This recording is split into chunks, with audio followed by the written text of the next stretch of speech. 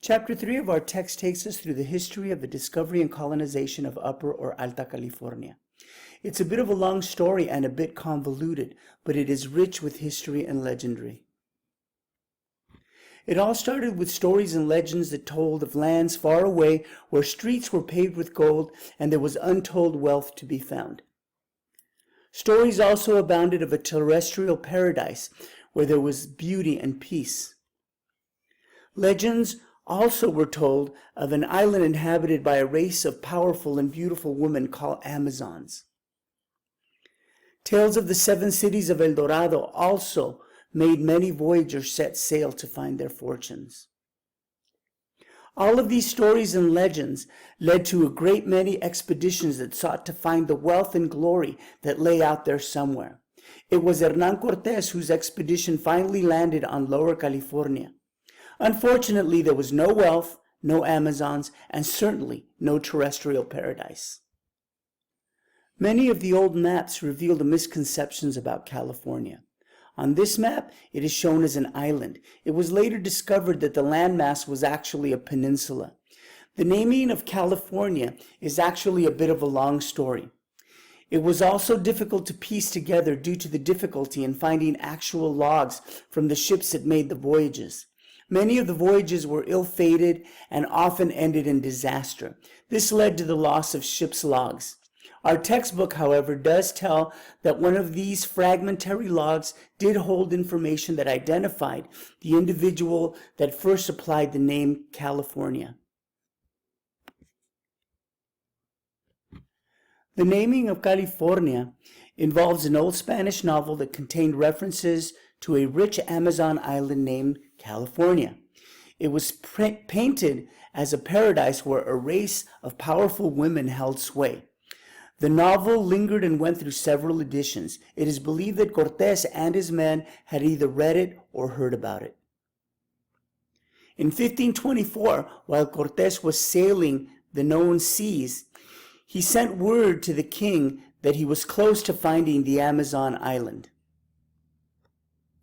When they finally did land, they didn't find a terrestrial paradise. In fact, the place they found was pretty messed up and just plain ugly. No Amazons, no cities of gold. So naming the place California was actually a sarcastic gesture. Juan Rodriguez de Cabrillo is credited with the discovery of Alta California. It was mostly happenstance.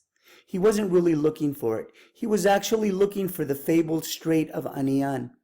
The Strait of Anian was a water route connecting the Atlantic and Pacific Oceans via the Canadian Arctic archipelago. Such a route would greatly shorten the travel between Europe and the Orient and their coveted silks and spices. Cabrillo explored the California coast rather extensively, locating the harbor of San Diego and traveling as far north as Oregon. Say what you want about Francis Drake, yeah, his outfits were a little out there and he obviously had his eyebrows shaped, but the boy got around.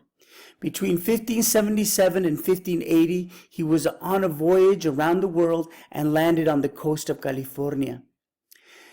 The story goes that he wasn't sure where he landed, but it reminded him of the English Channel, so he named the area Nova Albion, which means New England.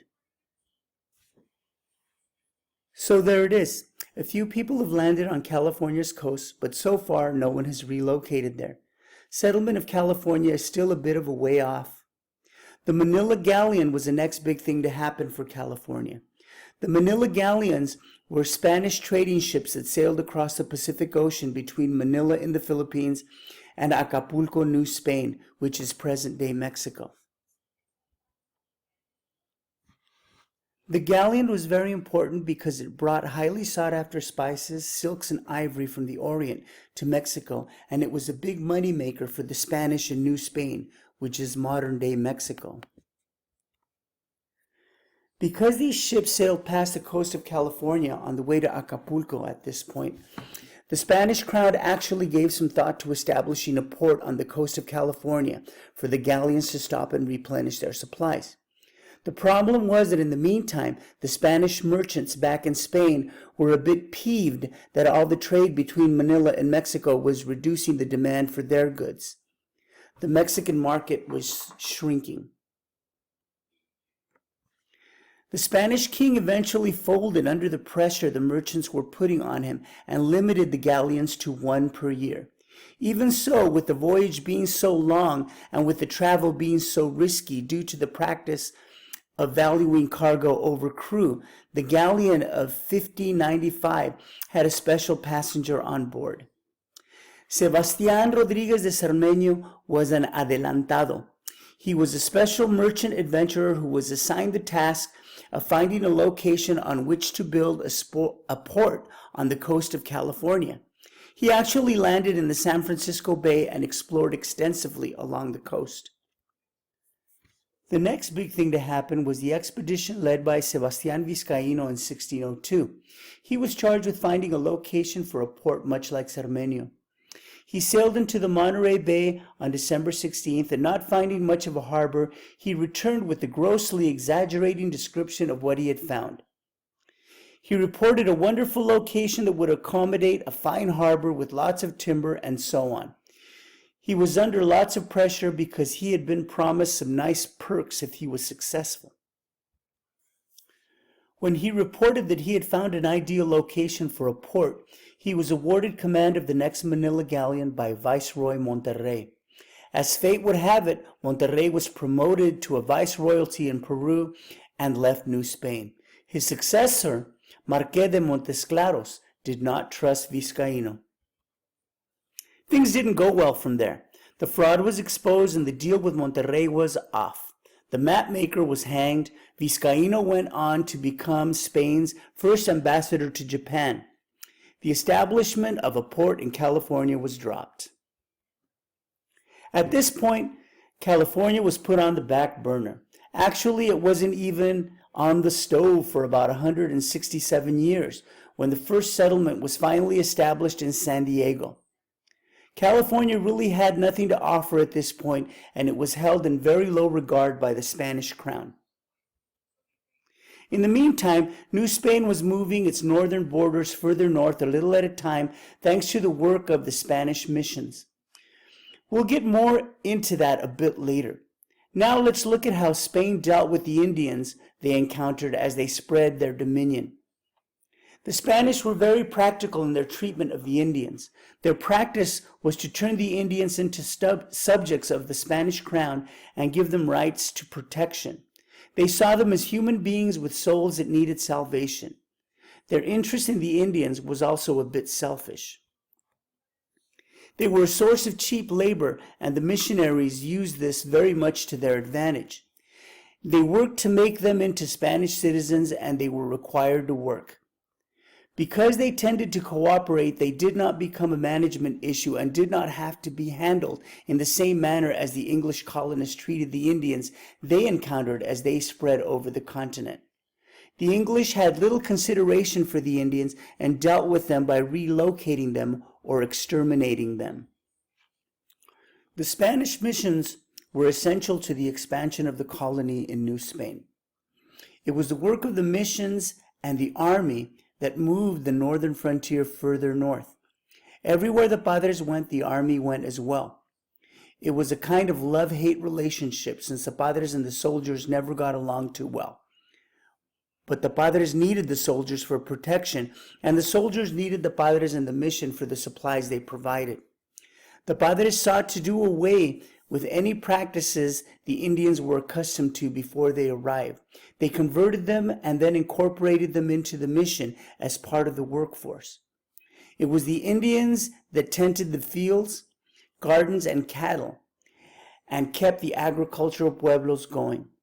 They lived on the mission, often by the hundreds, sometimes by the thousands.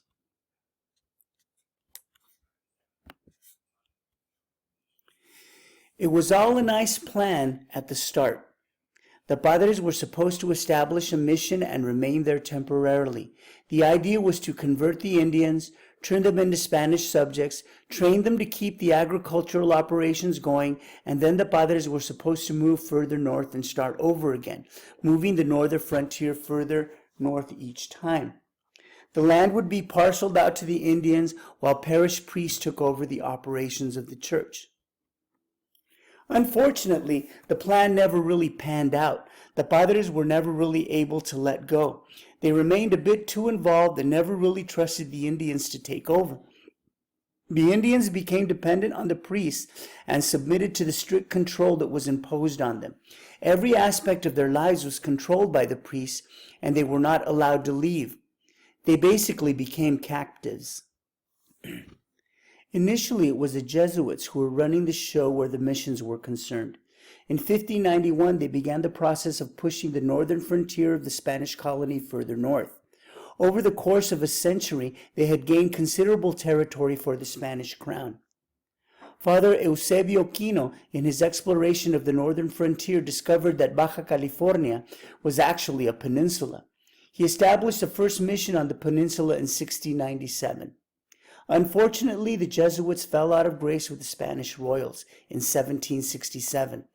Charles III of Spain decided to give the Jesuits the boots and expel them from all Spanish territories. The task of continuing to move the missions and the frontier further north would have to be handed over to another order. The King of Spain sent over José de Galvez to oversee the expulsion of the Jesuits. When de Galvez arrived, his agenda expanded considerably. The missions were turned over to the military and Gaspar de Portola until the Franciscan order took over the operation. This move brought Father Junipero Serra into the picture. It was under his leadership that the first mission was established in Upper California, as well as many of the other missions that were subsequently established. De Galvez was a visitador general, or visitor general.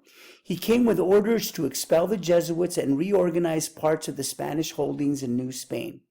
A visitor general had some pretty special powers. He was actually able to supersede the viceroy at need. De Galvez was a pretty efficient guy. He came with some specific orders, most of which revolved around finances, and he added the extension of the northwestern frontier to his responsibilities on his own. De Galvez was a real interesting guy. He seemed to be a bit ego-driven, along with being a brilliant administrator. It was these qualities that made him able to succeed in so many of his initiatives.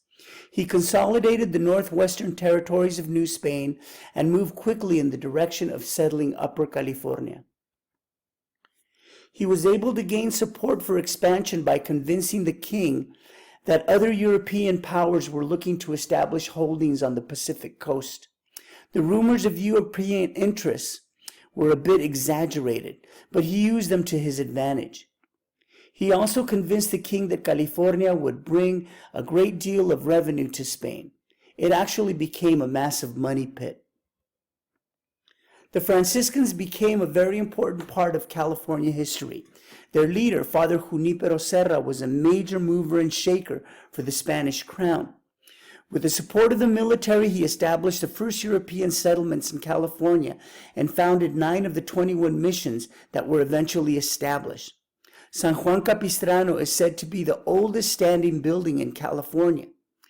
Known as Father Serra's Church, it has the distinction of being the only remaining church in which Father Serra is known to have celebrated the rites of the Catholic Church. Most of the other existing missions are not original buildings, since many of the original missions were rebuilt and replaced with the buildings that now exist. Serra was a real interesting guy. Apparently, he was small too. Now, let's look at how the Spanish finally came to California. The Sacred Expedition, commanded by Gaspar de Portola, consisted of 5 divisions. 2 groups traveled by land and 3 ships traveled by sea. It wasn't a dream mission by any stretch of the imagination. The ships were in bad shape and were already in need of repair when they arrived in San Blas.